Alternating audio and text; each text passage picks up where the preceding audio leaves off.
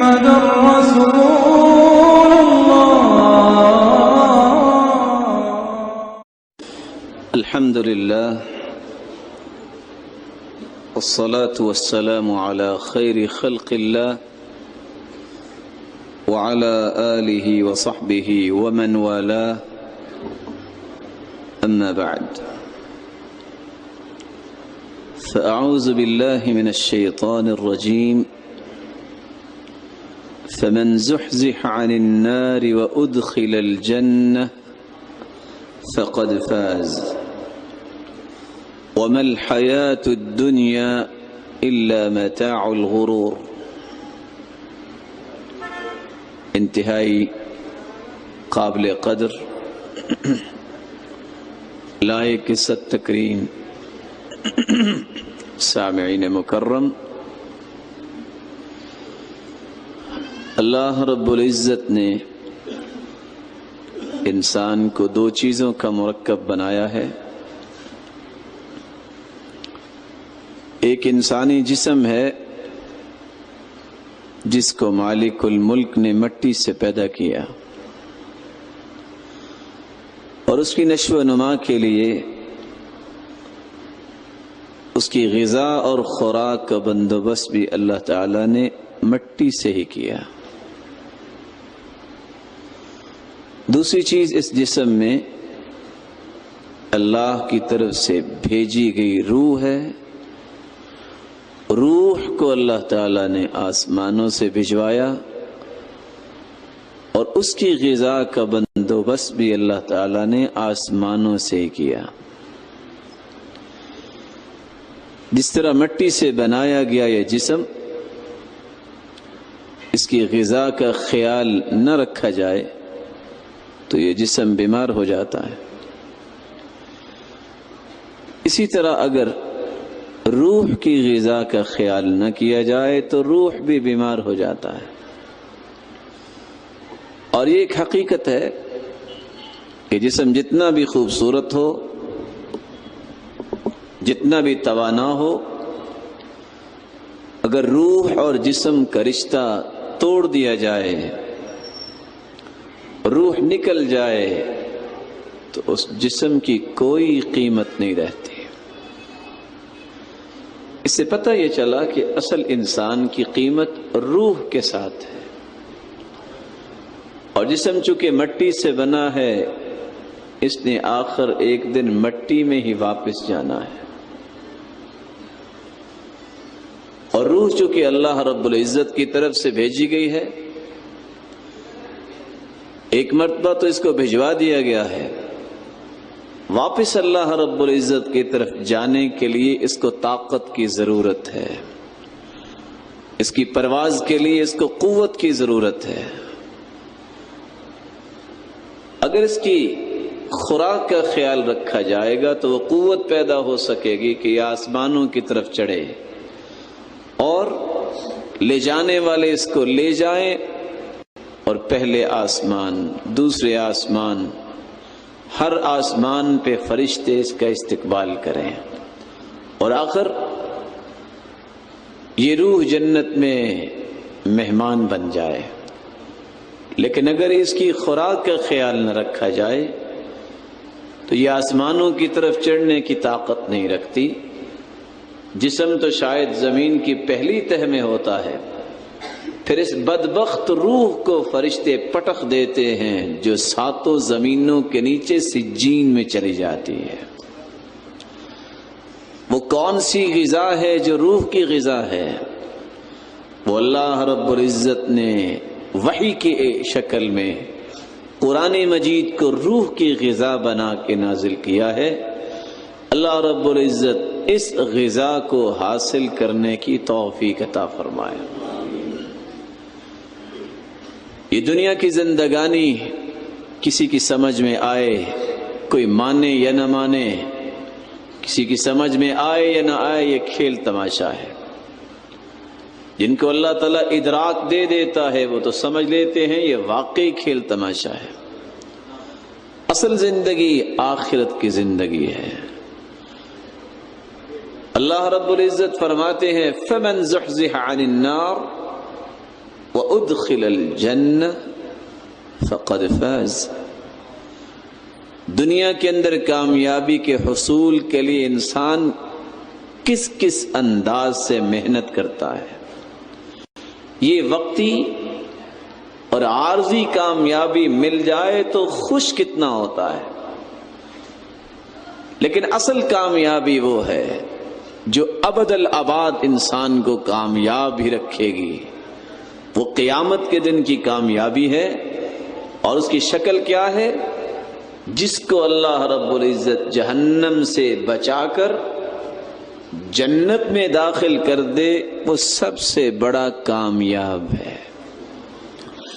اللہ رب العزت سے دعا کیجئے، اللہ مالک الملک ہم سب کو جہنم سے بچا کر جنت کا وارث بنا دے۔ آج کی اس مجلس میں اس کامیابی کی کچھ خطوط آپ کے سامنے میں پیش کرنا چاہتا ہوں۔ وہ کون سے ایسے کام ہیں جن کو اختیار کرنے سے انسان جنت کی راہ کو آسان کر لیتا ہے؟ سب سے پہلی بات، اللہ رب العزت کی توحید کو دل و جان سے پیارا سمجھنا، زبان سے بھی اقرار کرنا اور اپنے عمل سے ثابت کرنا، یہ ایک ایسا عمل ہے جو اللہ رب العزت کو اتنا پسند ہے کہ یہ شخص پھر اللہ رب العزت کی جنت کا وارث بنے گا۔ عبادہ بن صامت رضی اللہ تعالی عنہ روایت کرتے ہیں، رسول اللہ صلی اللہ علیہ وآلہ وسلم نے فرمایا، صحیح بخاری اور صحیح مسلم کی روایت، من شہد ان لا الہ الا اللہ، جو شخص اس بات کی گواہی دے دے لا الہ الا اللہ کہ عبادت کے لائق اگر کوئی ذات ہے تو کون سی؟ اللہ کی ذات۔ وَأَنَّ مُحَمَّدًا عَبْدُهُ وَرَسُولُهُ، اور اس بات کی گواہی دے دے کہ کائنات کی سب سے اعلی ہستی محمد الرسول اللہ صلی اللہ علیہ وآلہ وسلم اللہ تعالیٰ کے رسول ہیں، اللہ تعالیٰ کے بندے ہیں۔ وَأَنَّ عِيسَى عَبْدُ اللَّهِ وَرَسُولُهُ، اور عیسیٰ علیہ السلام یہ بھی اللہ کے بندے ہیں اور اللہ کے رسول ہیں۔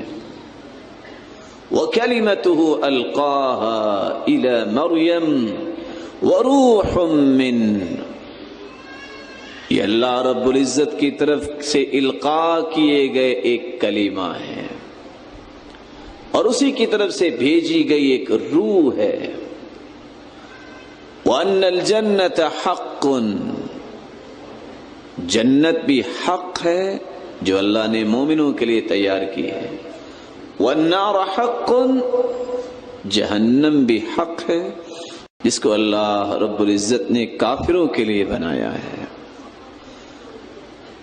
ادخلہ اللہ من ای ابواب الجنت الثمانیۃ شاء، چار گواہیاں دینے والا زبان سے اور دل سے اور اپنے عمل سے، عبادت کے لائق کون؟ اللہ ہے۔ اور سب سے اعلیٰ ہستی کون سی ہے؟ محمد الرسول اللہ صلی اللہ علیہ وسلم، جو اللہ کے رسول ہیں اور اللہ کے بندے ہیں۔ اور تیسری گواہی، عیسیٰ علیہ السلام کون ہیں؟ اللہ کے بندے ہیں اور اس کے رسول ہیں۔ جنت بھی حق ہے، جہنم بھی حق ہے۔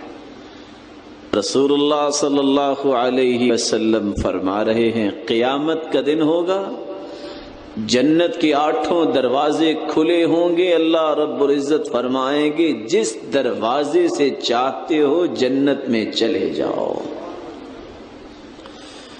اللہ سبحانہ و تعالی ہر ایک کو جنت میں جانے کے لیے نیک اعمال کی توفیق عطا فرمائے۔ تو تو جنت میں جانے کا سب سے آسان راستہ، سب سے پیارا راستہ اور سب سے اعلیٰ راستہ توحید کا راستہ ہے۔ اتفاق ایسا ہے، میرے سامنے انتہائی معزز اور مکرم بھائی بیٹھے ہیں۔ کون میرا بھائی بتائے گا لا الہ الا اللہ کتنے حروف ہیں؟ 12 حروف پر مشتمل یہ کلمہ ہے، لا الہ الا اللہ محمد الرسول اللہ صلی اللہ علیہ وسلم، یہ بھی 12 حروف پر مشتمل ہے۔ 12 اور 12 کتنے ہوئے؟ دن اور رات کتنے گھنٹوں پر مشتمل ہے؟ 24 گھنٹے کامیابی سے گزارنا کوئی چاہتا ہے تو ان 12 اور 12 حروف پہ غور کر لیں۔ چند لمحات کے لیے آپ بھی غور کر لیں، میں دوسری بات بیان کر کے دوبارہ اس کو آپ کے سامنے پیش کروں گا۔ پہلا راستہ توحید کا راستہ ہے، دوسرا راستہ جنت میں جانے کے لیے جو قرآن مجید نے متعین کیا ہے وہ ہے رسول اللہ صلی اللہ علیہ وسلم کی اطاعت کرنا۔ وَمَن يُطِعِ اللَّهَ وَرَسُولَهُ يُدْخِلْهُ جَنَّاتٍ تَجْرِي مِن تَحْتِهَا الْأَنْهَارُ، جو اللہ کی اطاعت کرتا ہے، جو اس کے رسول کی اطاعت کرتا ہے، اللہ کے وعدے سچے ہیں، یدخلہ جنات، اللہ رب العزت اس کو جنتوں میں داخل فرمائیں گے، تجری من تحتها الانہار، جس کے درختوں کے نیچے اللہ رب العزت نے نہروں کو جاری کیا ہوا ہے۔ تو دو راستے سامنے آئے، توحید اور رسالت۔ ان دو باتوں میں جب انسان کلیئر ہو جاتا ہے تو جنت کا راستہ بھی اس کے لیے صاف ہو جاتا ہے۔ لیکن میں کلیئرنس لینا چاہتا ہوں کس بات کی؟ آئیے اپنی اس بات کی طرف۔ 24 حروف ہے لا الہ الا اللہ اور محمد الرسول اللہ صلی اللہ علیہ وسلم کے۔ بتائیے عبادت کے لائق کون ہے؟ عبادت رکوع ہے، سجدہ ہے، نماز ہے، روزہ ہے، توکل ہے، انابت ہے، رجوع ہے، امید ہے، دعا ہے، پکار ہے، قربانی ہے، نذر و نیاز ہے، یہ سب کی سب عبادتیں کس کے لیے؟ اللہ کے لیے۔ دوسرا سوال، اس پوری کائنات کے اندر جب سے آدم علیہ السلام پیدا ہوئے ہیں، ان سے لے کے قیامت تک آنے والی آدمیت میں رسول اللہ صلی اللہ علیہ وآلہ وسلم جیسی کوئی ہستی پیدا ہوئی قیامت تک ہو سکے گی؟ نہیں۔ جس طرح ان کی ذات پوری کائنات سے اعلیٰ ہے، ان کی صفات بھی پوری کائنات سے اعلیٰ ہے، ان کے اقوال بھی پوری کائنات سے، ان کا طریقہ اور سلیقہ اعمال اور افعال بھی پوری کائنات سے اعلیٰ ہے۔ اگر پوری کائنات ایک طرف ہو، رسول اللہ صلی اللہ علیہ وآلہ وسلم کی بات ایک طرف ہو، تو عظمت کس کی ہوگی؟ رسول اللہ صلی اللہ علیہ وسلم۔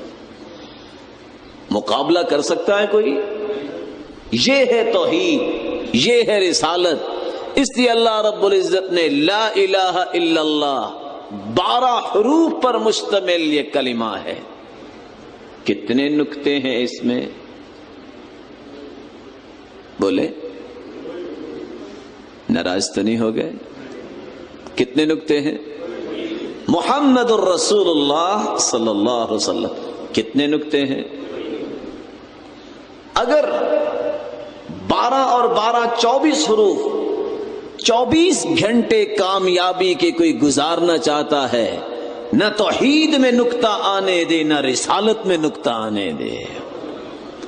اگر توحید اور رسالت میں، جس میں اللہ رب العزت نے بھی نکتے کو پسند نہیں فرمایا، اگر نکتہ آ گیا، اس کا مطلب ہے کہ ناکامی کے راستے پہ چل نکلا ہے اور کامیابی کا راستہ بھول گیا ہے۔ اس لیے اللہ